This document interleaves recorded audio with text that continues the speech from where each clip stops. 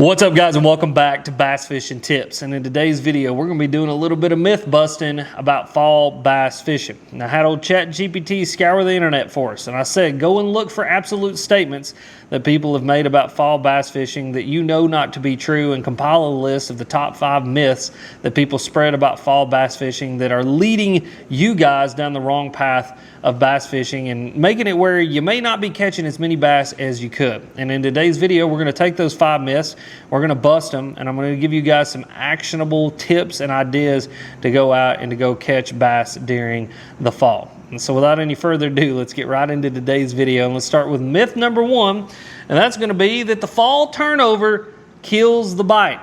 Now, that's not exactly true, but what is the fall turnover? So let's explain that first. A fall turnover is essentially when the stratification process of the water starts to break down. Now, this stratification process happens throughout the summer. You have higher surface temperatures compared to deeper water cool temperatures.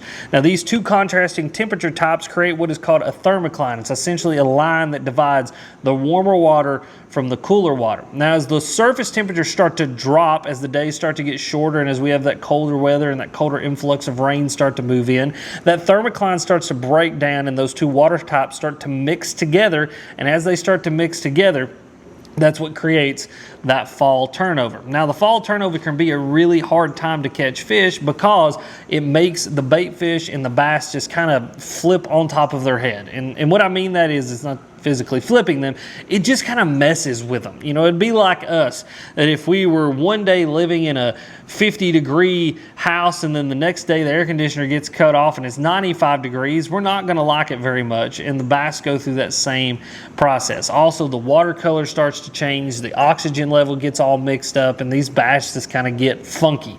Now, that being said, there are bass that are still going to be willing to eat, and that's because a bass is an opportunistic predator. I think a lot of times people get really bought into the idea that bass feed up for certain things or that they eat because of certain events. No, bass eat because that's what they're built to do. A bass is just going to eat. If there's an opportunity to eat something, that bass is going to try to eat it. It doesn't matter if it's sickly and dying or if it's the biggest, healthiest fish in the lake.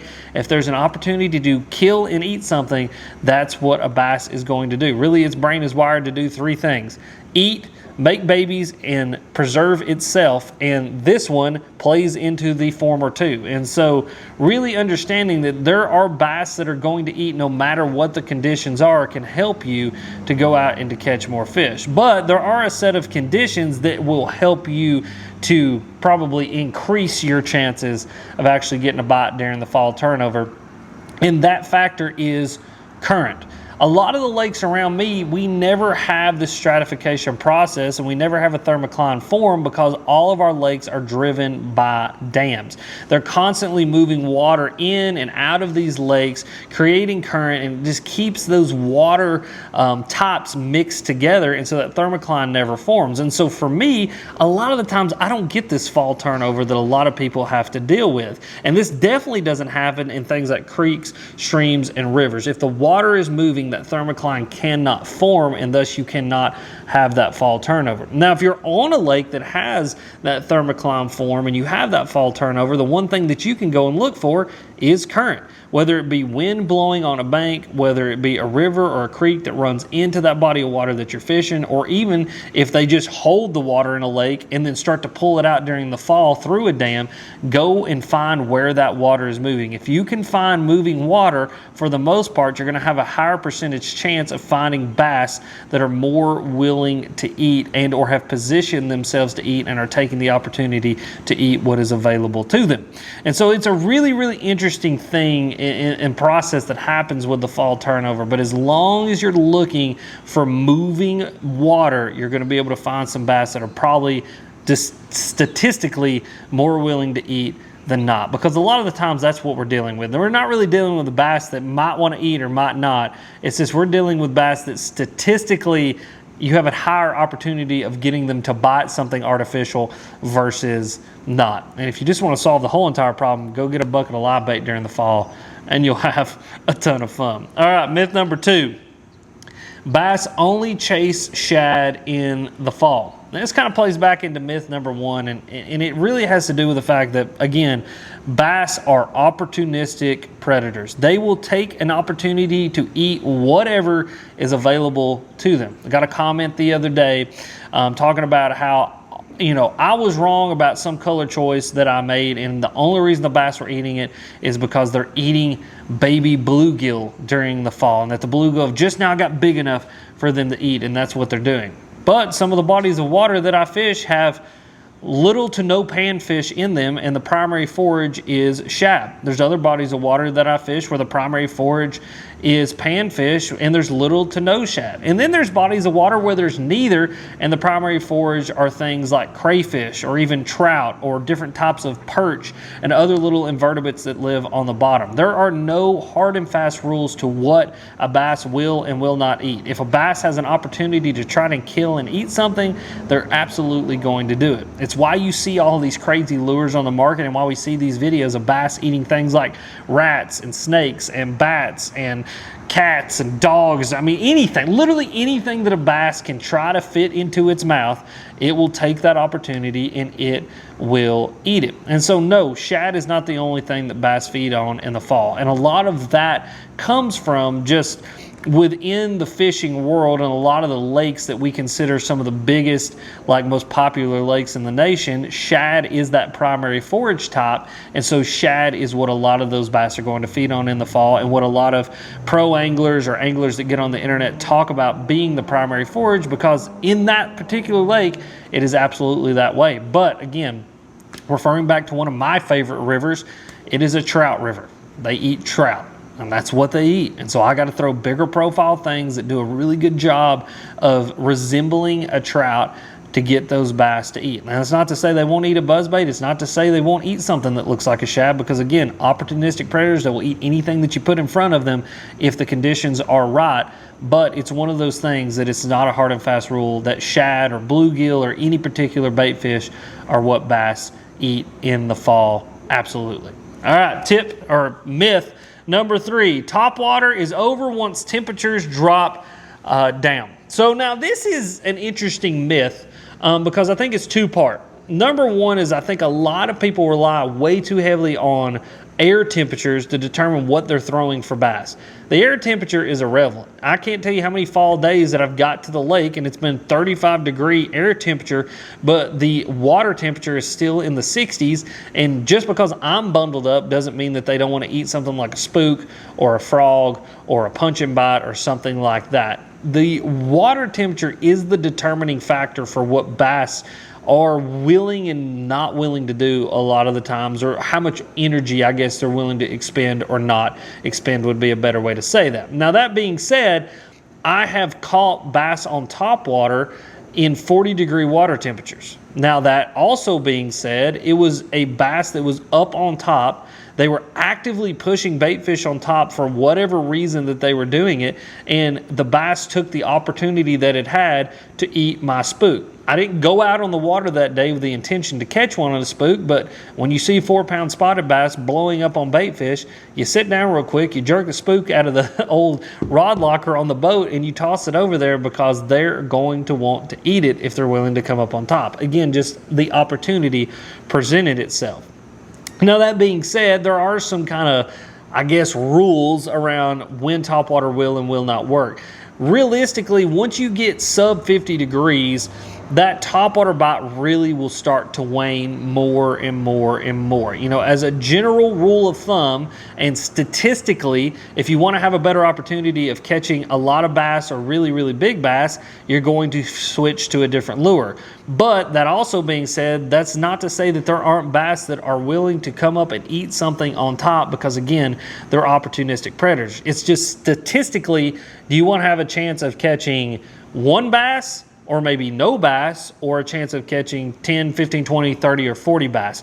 That's really how that topwater bite will work. Now, I have noticed a really awesome topwater bite in the fall, though. Once you get in those low 50s and even high 40-degree water temperatures, again, statistically, you're not going to get a lot of bites, but the bites that you're going to get are going to be really, really big fish. And it's just because those bigger fish are more willing to expend a little bit more energy to go up and to eat that big topwater that might be up on top. One of my favorite bites is the super late fall giant topwater bite. I'll go throw like really, really big 6, 7, 8 inch topwaters, knowing, hey, I'm going to go out here, I'm going to get 6 to 7 bites today, but those 6 to 7 bites, 5 of them, you know, a best 5 bag could be 20 plus pounds of bass. It's just one of those things that happen. And so bass will absolutely eat topwater even in super cold water. It's just statistically, it's a way less chance than maybe other baits that we have in our box. And really, that's all of bass fishing, is like statistically what is going to get more bites. That's what we've got to figure out, and that's what we go and do. That's the baits that we throw. It's how we choose colors, shapes, sounds. Everything about the lures that we choose is statistically what is a bass going to bite in this given set of conditions. All right, myth number 4 is clear water means natural colors only. Man, that is absolutely the biggest myth that's probably ever been told. I cannot tell you how many bass that I have caught cranking a Blaze Money Badger in water that I literally watched the Blaze Money Badger go down the bank that I'm fishing, get in 15, 20 foot of water, and then it just disappear and a bass has it. Realistically, when we're talking about fall bass fishing specifically, bass start to perceive the world around them completely differently than they do during other months and other times of the year. And it has everything to do with the way that the sun actually sits in the sky. The lower that sun gets, the longer the shadows get, and actually the different wavelengths of light that actually penetrate the atmosphere because of the angle starts to change the way that a bass actually perceives the world around it. And so as we move into fall specifically, we get more bass that are willing to eat more bright and more contrasting colors than before. And it's just realistically because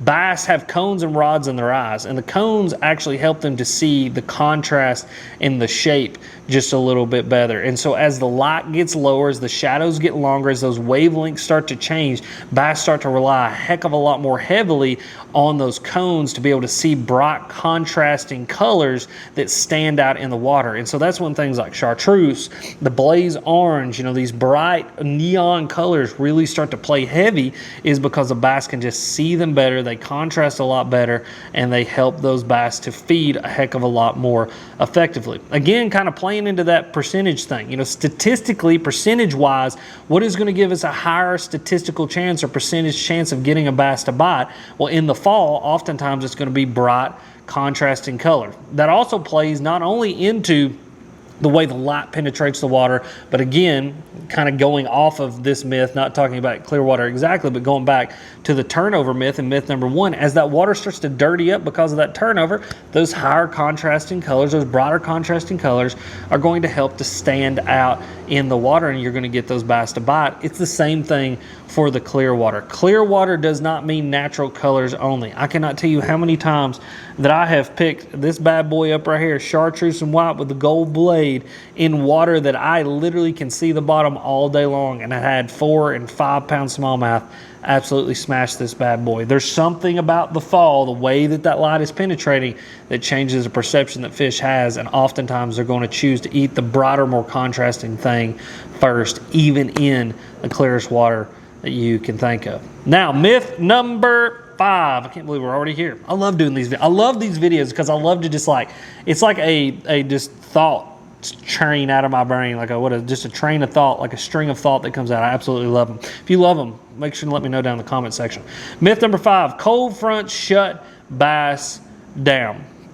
Now, this is an interesting myth because, again, it plays into every other myth that we've talked about. Bass are opportunistic predators. And when we experience a cold front, it oftentimes can do 2 things to a bass. Number 1, it can slow them down and reposition them, or it can make them want to eat even more. And it's our job as bass anglers to really kind of dial in what is the highest percentage chance, or what lures give me the highest percentage chance here, or what areas give me the highest percentage chance here to get these bass to bite. And a lot of the times when we have a really, really harsh cold front going into late fall especially, all the bass will do is reposition to get away from whatever factor that they didn't like in that area. And so oftentimes with really cold front, you'll have that surface temperature that drops really quickly. At first, like 5 to 8 foot of water will drop really quickly, and all a bass will do to get away from that is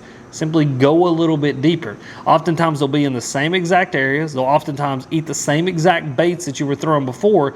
You just need to reposition a little bit, find them a little bit deeper, fish just a little bit deeper, and or vice versa. They go from deep up to shallow, and you got to go and you got to just throw a little bit more shallow. Throw something or throw in an area that's going to give you a higher percentage chance of getting those bass to bite.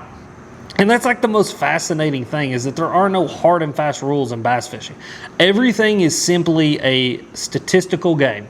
Am I statistically in the area that has the highest percentage of getting bites? Am I throwing the lure in this area that is going to be the lure that has the highest percentage chance of getting a bite? And that is literally bass fishing. Like, it's just an understanding and building a Rolodex of ideas, colors, bait choices, vibrations, areas that seem to have a higher percentage chance of producing bites in any given set of conditions. And that's really what separates great anglers from good anglers from decent anglers, is how deep is that Rolodex of ideas and of just things that you have in your back pocket that you can pull out in any given set of conditions.